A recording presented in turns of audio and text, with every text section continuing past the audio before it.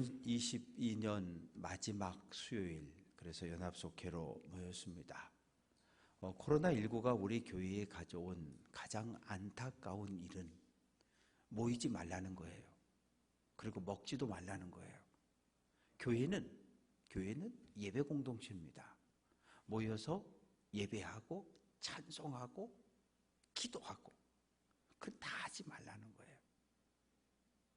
물론 신천지라고 하는 이단이 대구에서 어쨌든 초창기에 코로나19를 확산시킨 잘못이 있어요. 그리고 또 몇몇 선교단체나 그 교회에서 방역수칙을 전혀 지키지 않아 가지고 이 확진자가 많이 나왔던 그런 일들도 있습니다. 그건 사실이에요. 그러나 전체적으로 볼 때 교회만큼 방역 당국의 명령을 잘 따르고 순종한 단체는 없어요. 예배를 멈추었고, 그리고 기도회가 멈추었고, 속회가 멈추고, 통성기도도 하지 말아라. 가정에서 모이는 속회도 모이지 말아라. 하지 말라는 게 얼마나 많았는지 몰라요. 그리고 지금이야 시청이나 도청에서 나오지 않지만 계속해서 한동안 시청에서 또 동사무소에서 계속 와서 교회가 어떻게 방역조치를 지켜가고 있는가, 뭘 또 위반하지는 않았는가 사진을 찍어가고 지적을 하고 시정을 요구하고 참 힘들고 어려운 시간들을 지나왔습니다. 그러나 아직도 끝나지가 않았어요. 저는 개인적으로 지난해 12월이면 끝나겠지 그렇게 생각했거든요. 그래서 유튜브고 동시 예배고 다 준비를 안 했어요. 그런데 멈추질 않았고, 올해는 끝나나 했더니 아직도 끝나지 않았고, 사망자는 자꾸 늘어나고, 엊그저께 같은 경우는 90명 하루 최고 많은 사망자가 났고, 우리 교우들의 삶을 보아도 그냥 이제 좀 조용해졌나 하면 또 권사님, 또 집사님 여기서 저기서 계속해서 코로나19가 확진되어지고, 코로나19에 확진된 이후에 식사를 잘 못하시고 입맛도 없고 기침이 끊어지지 않고 여러 가지 이유로 인해서 기력이 떨어져서 고생하고 힘들어하는 성도들의 모습을 보면서 그래도 아직은 조금 더 참자, 조금 더 참으면 독감에다가 코로나19가 같이 또 성도들의 삶을, 우리의 삶을 힘겹게 하고 있고, 아마 작년에 요즘 같은 수치가 나왔으면 교회 문 또 다 닫으라 그랬을 거예요. 하루에 300명이 계속 나오는데도 지금은 이제 또 요즘 사람들은 아예 검사를 안 한대잖아요. 그냥 이상하면 감기약 먹고 조용히 그냥 마스크 쓰고 다니면서 검사를 안 한대요. 그래서 드러나지 않는 코로나 확진자가 훨씬 더 많다는 거예요. 참 어떤 이런 상황 속에서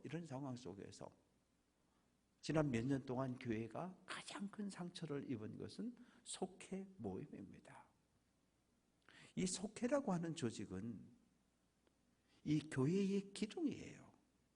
주일날 모이는 이 전체가 모이는 회중 예배, 공동 예배가 있고, 그리고 주중에 가정을 돌면서 일주일에 한 번씩 말씀을 공부하고, 그리고 함께 삶을 나누고, 또 이렇게 믿음의 선배들이 후배들에게 믿음을 가르쳐주고 전수해주고, 이게 속회 조직의 가장 중요한 일인데 아무것도 못하는 거예요. 속회를 조직해놨지만 역시 마찬가지였어요. 올해도 아마 내년 한 1, 4분기 정도까지는 이런 모습이 계속되어지지 않을까, 그런 염려를 가지고 있습니다. 그러나 어쨌든 우리는 또다시 한 해를 마무리하고 새로운 해를 맞이해 가야 하는데, 올 한 해 동안 여러 가지 힘들고 어려운 상황에서 속회를 붙잡고 기도해 주신 속장님들, 그리고 말씀을 전해 주신 모든 인도자들에게 감사의 인사를 드리고, 조금 오래 이렇게 잘 모이지 못해서 또 미안해하는 분들도 계셔요. 그 속회를 지금 정리를 좀 하고 있는데, 정리를 하는데 속회가 많지 않아도 좋아요. 잘 모일 수 있으면. 그래서 속회 모임을 통해서 우리가 환하게 웃을 수 있다면 그러면 좋을 것 같아요. 에스겔 37장인데 에스겔 선지자는 예루살렘 제사장, 아버지가 제사장이에요. 그러니까 아들도 제사장입니다. 그러면 예루살렘 성전에서 하나님을 예배하고 성수에 들어가서 불을 밝히고 촛대에 떡을 드리고 이런 일을 해야 하는데, 주전 597년에 바벨론 군대가 두 번째 예루살렘을 정복했을 때 여호야긴 왕과 함께 바벨론의 포로로 끌려간 사람입니다. 바벨론의 포로로 끌려갔어요. 그러고 나서 9년 정도 지났을 때 아내를 잃었어요. 주전 588년에. 그래도 그 마음속에 소망이 있었어요. 이제 곧 하나님께서 우리를 예루살렘으로 돌려보내 주실 거야 라고 하는 소망을 가지고 살았는데, 2년 있다가 586년에 소식이 들려왔는데 예루살렘 성이 완전히 무너졌다는 거예요. 바벨론 군대가 성전에 들어가서 성전의 성구들을 약탈하고 그리고 불을 질러버렸다는 거예요. 에스겔은 절망합니다. 절망해요. 아내의 죽음, 그리고 예루살렘 성전이 불타고 무너졌다라고 하는 이 소식에 모든 것을 다 포기해버립니다.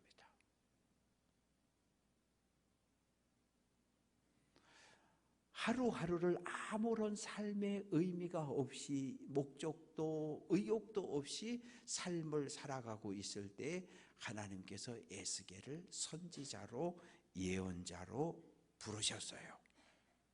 그래서 12년 동안 선지자로 사역한 사람이 에스겔입니다. 그래서 에스겔 48장까지 있는데 되게 길어요. 1장부터 32장까지 말씀은 이스라엘 백성들이 왜 예루살렘이 멸망을 당했는지, 성전이 불타고 약탈되었는지, 왜 우리가 바벨론의 포로로 끌려왔는지에 대해서 정확하게 이야기해 주는 거예요. 하나님과의 언약을 깨트렸다는 거예요. 무슨 언약입니까? 시내산에서 하나님과 손잡아서 피 뿌려가지고 언약을 맺었는데, 하나님만 왕으로, 하나님만 우리의 주인으로 모시고 살겠다고 약속했는데, 하나님 말씀에 순종하겠다고 약속했는데 그 약속을 깨트렸다는 거예요. 하나님과 맺은 약속을 깼기 때문에 너희가 하나님의 심판을 받고 포로로 끌려왔다는 거예요. 그러나 33장부터 48장까지 말씀을 통해서 에스겔은 하나님이 너희를 회복시켜 줄 거라는 거예요. 회복시켜 줄 거라는 거예요. 그러면서 오늘 37장에서 하나님께서 에스겔에게 환상을 보여주십니다. 하나님의 영이 에스겔을 사로잡았어요. 에스겔을 사로잡았어요. 사로잡으면 이 성령에게 사로잡히면, 성령에게 사로잡혔다는 얘기가 뭔지 잘 이해가 안 되면 알코올에 중독됐다고 생각하면 돼요.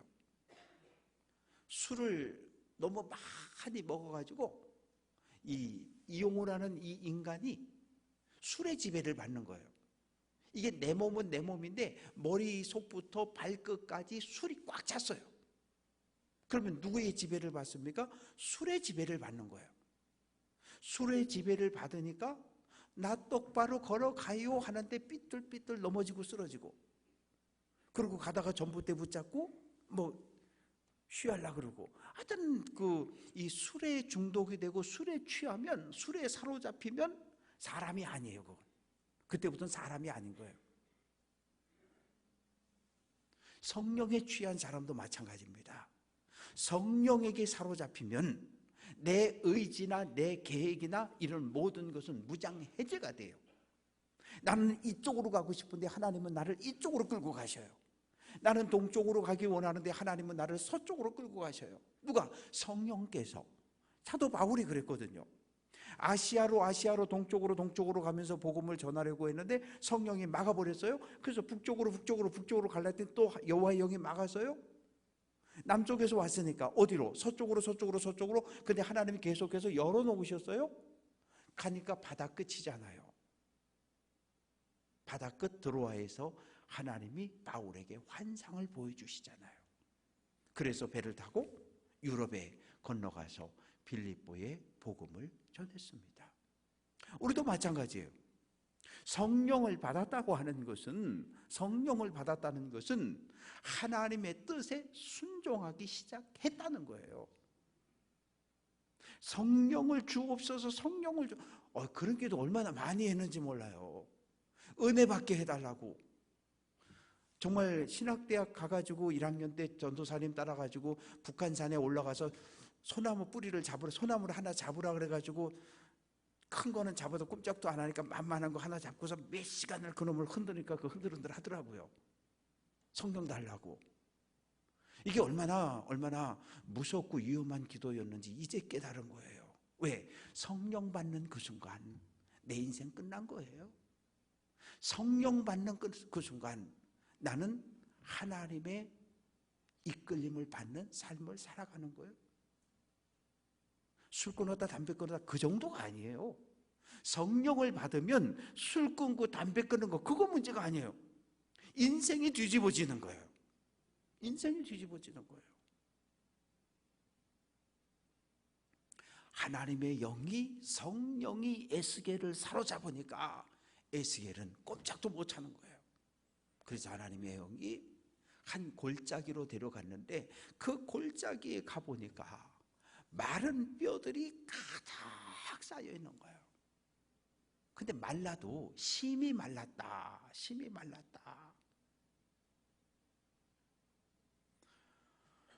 오래전에 이렇게 매장을 하고 한 35년 정도 된 그 관을 이제 열어서 평창에서 목회할 때 일입니다. 아버님 시신을 평창에 아무도 없으니 내가 살고 있는 이제 대전으로 모셔가야 되겠습니다. 목사님 오셔서 개장을 하기 전에 잠깐 기도를 좀 해주시면 안 되겠습니까? 알았다고. 그래서 장로님 부탁을 받고 가서 찬송을 부르고 성경을 읽고 기도하고 그리고 이제 개장을 했어요. 개장을 했는데 한 30 몇 년 됐다고 그래서 별로 남아있을 게 없을 것 같은데 그냥 뭐 해골하고 그 장단지뼈, 엉치뼈 정도 남아있지 않을까 생각을 했는데 정말 개장을 했는데 아주 하얗게 자리가 참 좋더라고요. 마사토가 쫙 있는데 습도 없고 아주 하얗게 해골하고 저기 척추뼈하고 엉치뼈, 장단지뼈 이 굵은 뼈들만 좀 남아있고 없어요. 그래서 그 뼈를 다 모아서 수습해서 화장해서 모시고 내려갔습니다. 말랐다는 거예요. 뼈가 말라가지고 힘이 말랐다고 하는 이 표현 속엔 살아날 가능성이 1도 없다는 거예요. 절대 못 살아난다는 거예요. 절대 못 살아나. 누가 볼 때? 에스겔이 볼 때. 사람의 눈으로 볼 때 이건 도대체 소망이 없어요. 소망이. 사람의 눈으로 보면 이 죽어서 장사된 지 나흘이 지나 냄새나는 나사로의 무덤 앞에 가서도 동네 사람들은 다 그렇게 생각하잖아요. 아니 선생님 죽어서 나흘이 지나서 냄새나는데 왜 무덤 문을 열라 그러시냐고. 무덤 문을 열면 무슨 일이 일어나겠냐고. 냄새나 풀풀 나죠. 그런데 예수님이 나사로야 나와라 그랬더니 나사로가 강시처럼 꽁꽁꽁 하고 나왔대잖아요.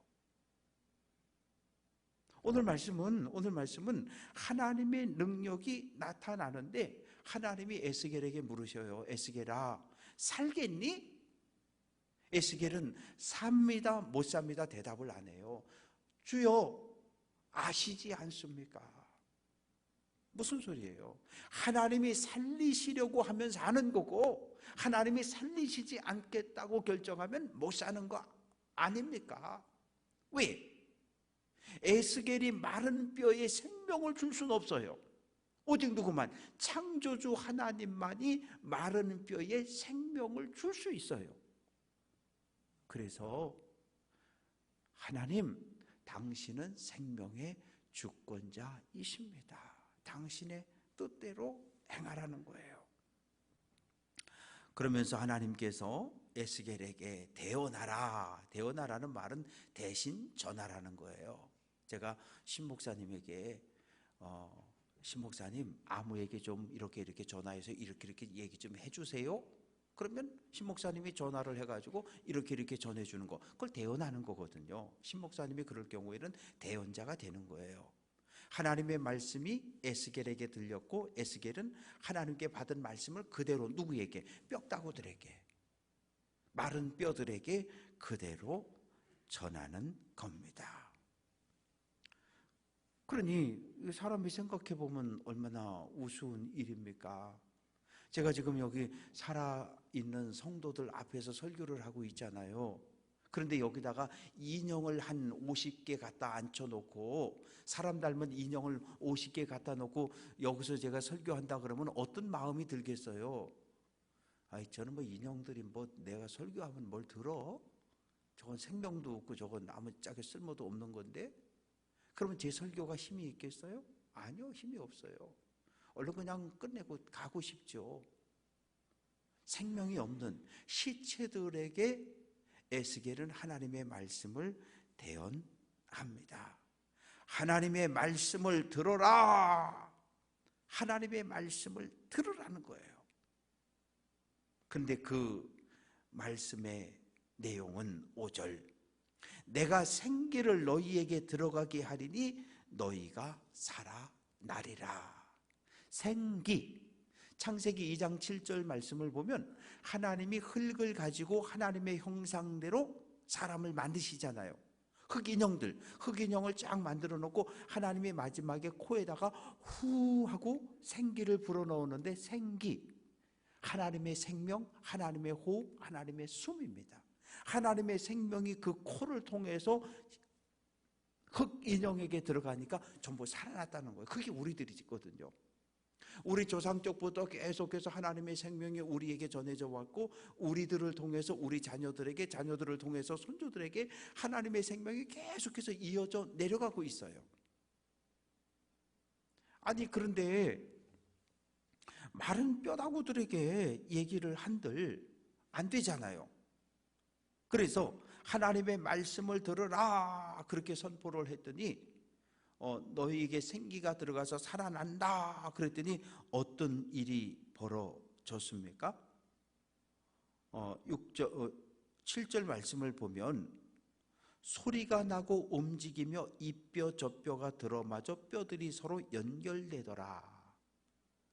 그 초등학교 중학교 때 과학관에 가보면 뭐가 있었어요? 뼈 이렇게 조립해 놓은 거 보셨죠? 사람의 인체 뼈 해부에 이렇게 뼈만 이렇게 연결해 놓은 거 보신 적이 있을 거예요. 그렇게 삐그덕 해가지고 손이 손의 자리에, 팔이 팔의 자리에 다 자기 자리를 찾아가지고 이제 이렇게 뼈다구들이 이렇게 된 거죠. 그리고 그 위에 힘줄, 근육이 입혀지고 살이 입혀지고 가죽이 입혀지고, 사람의 형상은 가졌지만 여전히 죽은 시체의 모습인 거예요.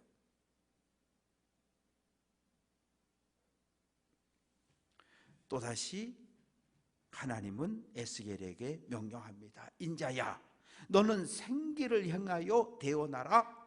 주 여호와께서 이렇게 말씀하신다. 생기야, 사방, 동서남북 사방에서부터 와서 이 죽음을 당한 자에게 불어서 살아나게 하라는 거예요.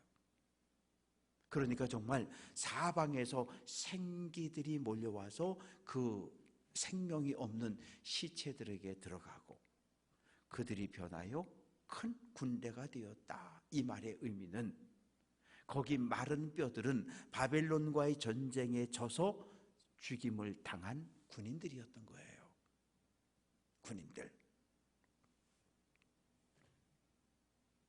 하나님은 생명의 근원입니다. 하나님은 생명의 근원이고 이 온 우주에는 하나님의 생명이 가득 차 있어요. 나무 한 그루도 하나님의 은혜를 입어 살아가는 거예요. 하나님의 은혜가 아니면 나무 한 그루도 풀 하나도 살아갈 수가 없습니다. 그런데 이제 참으로 놀라운 일이 벌어집니다. 11절 말씀 보면 인자야 이 뼈들은 이스라엘 온 족속이다. 이 마른 뼈가 바벨론의 포로로 끌려온 이스라엘 12지파라는 거예요. 바벨론 군대를 피해서 여기저기 도망쳐 숨은 흩어진 이스라엘 민족이라고 하는 거예요. 무슨 이야기입니까? 바벨론의 포로로 잡혀왔는데 그 상태가 죽은 시체하고 똑같다는 거예요. 아무런 소망이 없어요. 바벨론에서 하루 3끼 2끼 먹고 직장 다니고 밭 가서 일하고 열매 따고 고기 잡고 하는데 아무런 사람이 살아있는 것 같지 않아요. 우리 그런 표현 들어봤잖아요. 저 사람은 얼굴빛이 죽은 사람 같아. 왜 그래요? 생기가 없어요. 왜? 너무나 큰 인생의 무거운 고난이 그에게 닥쳐서 먹지도 못하고 자지도 못하고 교회 오기는 왔는데 얼굴빛이 죽은 사람처럼 생기가 하나도 없을 때 저 사람 꼭 시체 같아. 그런 표현을 합니다. 바벨론의 포로로 잡혀온 이스라엘 백성들의 영적 상태가 그랬어요. 살아있으나 육체적으로 살아있으나 죽었어요.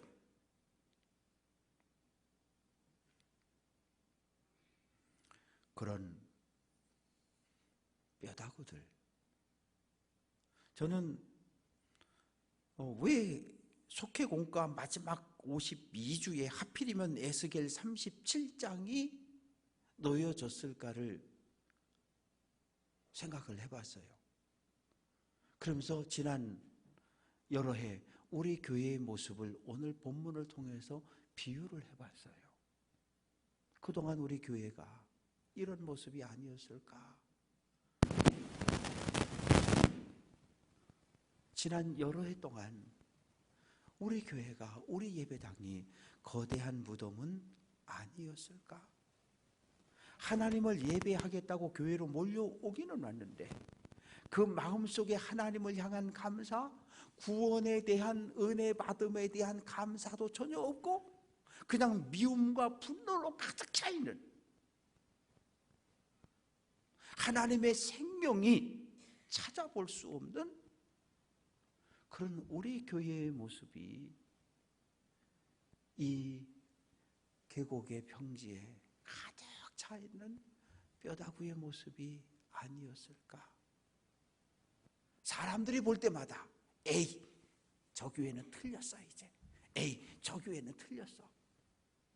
많은 사람들이 우리 교회를 지나가며 우리 교회 소식을 들으면서 그런 조롱을 하지 않았을까?